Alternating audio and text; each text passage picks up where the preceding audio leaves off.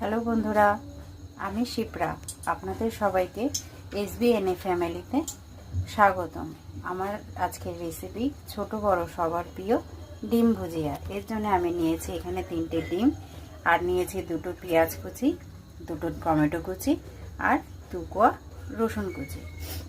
এখানে আমার কড়াইতে তেল গরম হয়ে গেছে।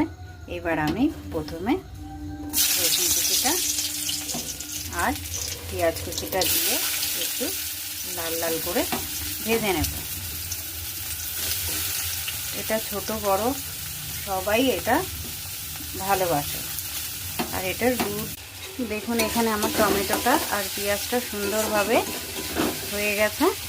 এবার আমি এর মধ্যে দেব অল্প একটুখানি হলুদ, আর যে যেরকম ঝাল খেতে ভালোবাসেন সেই পরিমাণে দেবেন লঙ্কার গুঁড়ো,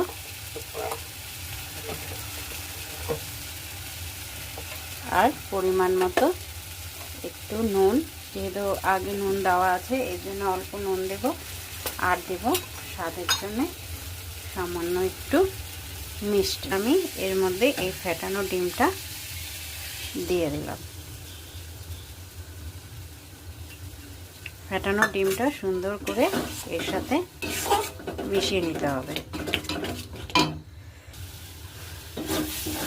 সুন্দরভাবে এটাকে মিক্স করে নিতে হবে। যতক্ষণ না এটা একটা ঝুরঝুরে ভাব হচ্ছে ততক্ষণ এটা দেখুন আমার ডিমটা সুন্দরভাবে ঝরঝরা হয়ে যাচ্ছে। এভাবে আর 2-3 মিনিট নাড়াচাড়া করে নিলেই হয়ে যাবে আমার আজকে ডিম ভুজিয়ার রেসিপি। এই ভিডিওটা যদি আপনাদের ভালো লেগে থাকে অবশ্যই তাহলে একটি লাইক, কমেন্ট আর আমার চ্যানেলটাকে সাবস্ক্রাইব করে আমার পাশে থাকবেন। তাহলে আমার রোজ নতুন নতুন ভিডিও দিতে উৎসাহ বাড়বে।